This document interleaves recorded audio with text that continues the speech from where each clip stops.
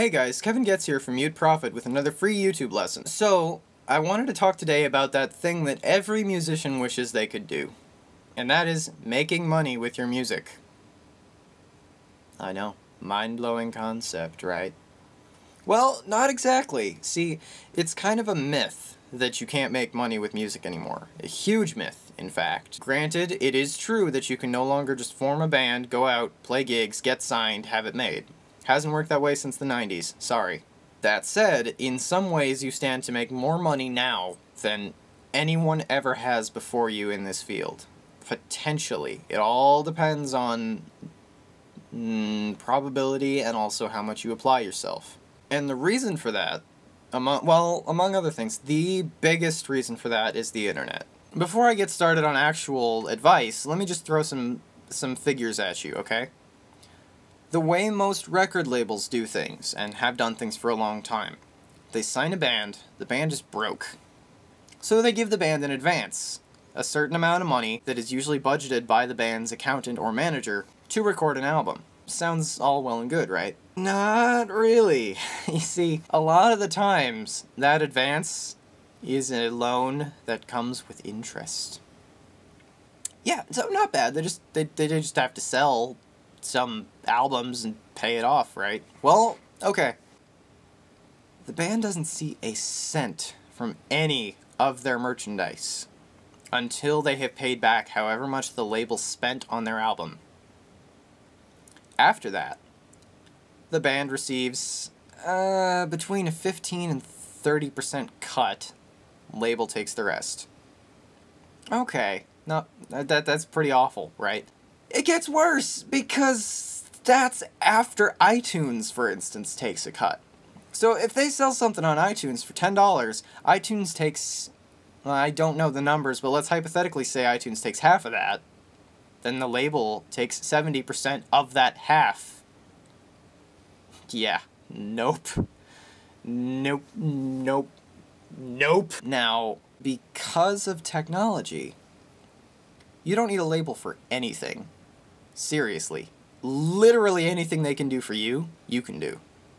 In many ways better, because you have direct control over your own project. If there are bands out there who make their sales, and the label keeps that much of their money, yet these bands are still okay, just think for a second about how much money you could make if you would just cut out the label. Alright, so let's talk about how to do that. First, obviously, you gotta be a competent musician. Now, what do I mean by competent? Well, good. Professional. That's the word. That's the ticket. Professional. Yeah. Professional means what you do as your profession. What's profession synonymous with?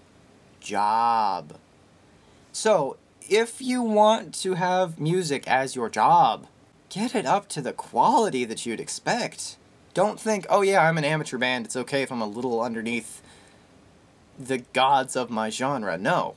Aim as high as you possibly can, and never stop going up. Oh no, you say, I will never be that good. Nope, you will. Okay, so let's say you're self-taught, and you're setting your own pace of learning and you just feel overwhelmed by what I just told you, that you have to be as good as your idols. Don't be. You can do it. Anyone can. I did.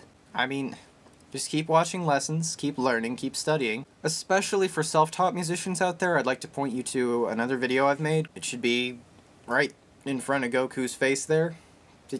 Yeah. Alright. So check that out and then head back here if you're feeling really discouraged right now. If not, stay with me, because it gets easier.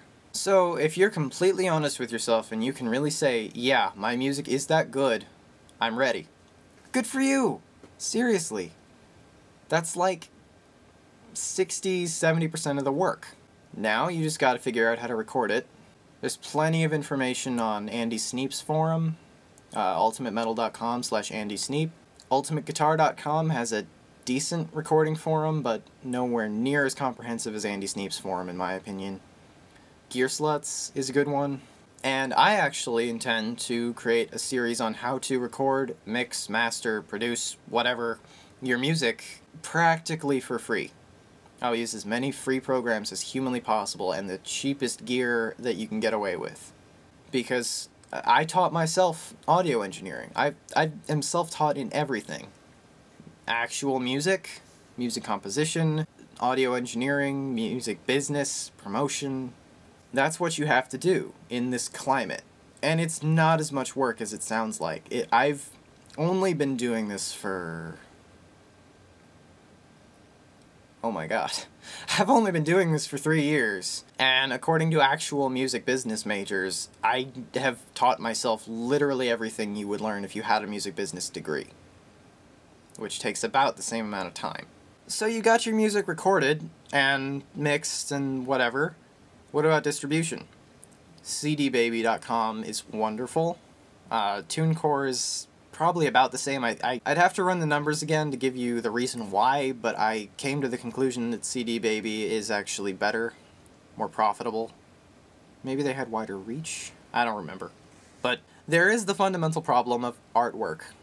Where's a band going to get artwork from? Well, there are plenty of sites, but I gotta do another shameless plug here. Go to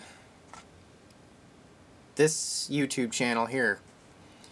She is one of the singers for Mute Prophet, and she's an amazing artist. She's done all our artwork, and because she's a musician too, she understands. She can take your message and interpret it for you guys, or she can do everything to your specifications. Just go ahead and shoot her a request, and she'll do what you need.